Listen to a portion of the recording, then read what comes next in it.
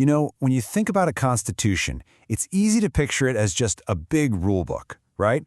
A list of what a government can and can't do. But what if it's so much more than that? What if it's actually a vision document, a blueprint for the kind of nation its founders dreamed of building? Well, today, we're going to unfold that very blueprint and see what it tells us about the heart of a nation. We all hear about our fundamental rights, those core freedoms the state just can't take away. But you know, that's only half the story. The real question is, what is the state supposed to be actively doing? What's its grand mission? The answer, it turns out, is in a fascinating and often overlooked set of instructions written right into the Constitution itself. So how does a country stay on track through decades of political and social change? Well, the Constitution gives it a North Star to guide the way. It's this profound set of goals and ideals that every single law and policy should be aiming for. And in the language of the Constitution, these are called the Directive Principles of State Policy, or DSPS for short. Now, here's the part that might make you scratch your head. The term non-enforceable. What does that mean?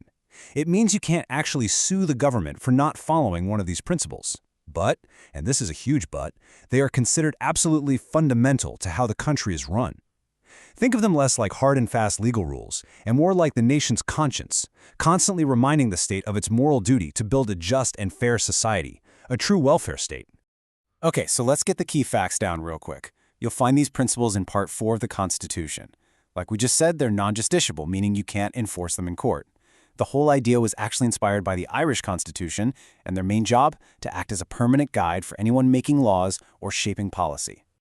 So these directives aren't just some random wish list. No way. They're actually a really powerful mix of 3 distinct visions for what kind of country India should be.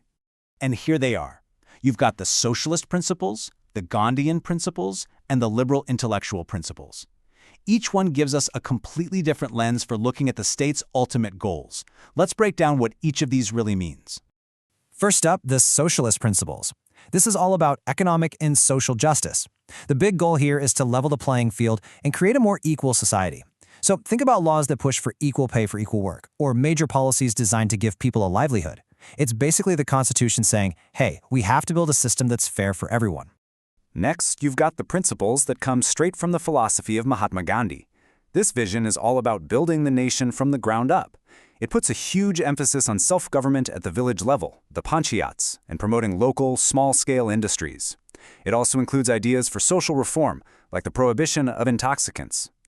And finally, we have the liberal intellectual principles.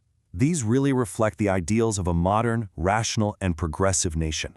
We're talking about big ideas here, like having a single civil law for all citizens, the super important separation of the judiciary from government influence, and working towards global peace. Okay, this all sounds pretty good, right? But it brings up a massive question.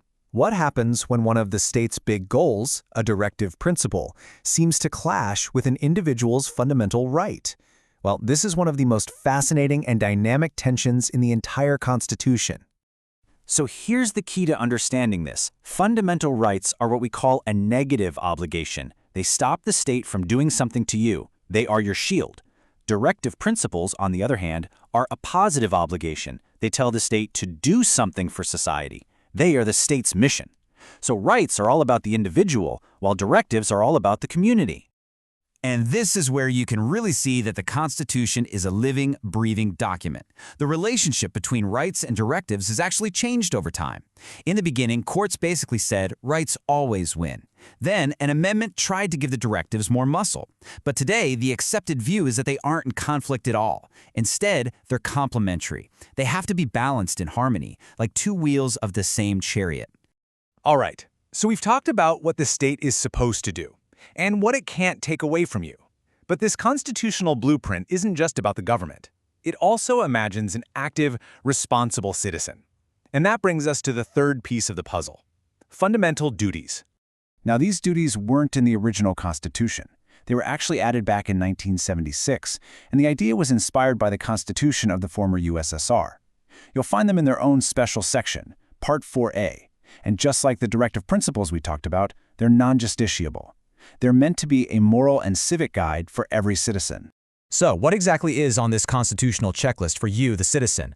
Let's take a look at the responsibilities that go hand in hand with all those rights. There are 11 duties in total, and what's really interesting is that this list has actually grown. It started out with just 10 duties back in 1976. The 11th duty, which is all about providing education to children, was added much, much later. It just goes to show you that our idea of what it means to be a good citizen can evolve too. A big chunk of these duties is all about our national ideals. They call on all of us to respect the Constitution and national symbols like the flag, to remember and cherish the values of the freedom struggle, to protect the country's unity, and maybe most importantly, to promote a spirit of harmony that rises above all our differences. Then you have the other duties, which are more about social progress and our personal responsibilities.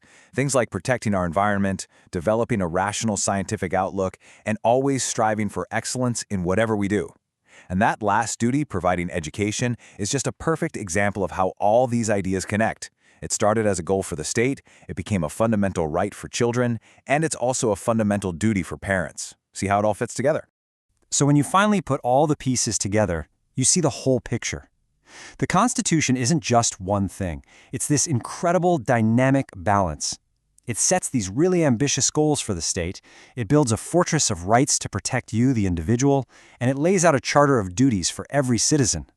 And that leads us to a final, pretty powerful thought. The courts are there to enforce our rights. The political process, well, that's supposed to hold the state accountable for its goals. But when it comes to our duties, that non-enforceable moral promise we make as citizens, who holds us accountable? Maybe the answer is we hold each other accountable. And in the end, we hold ourselves accountable.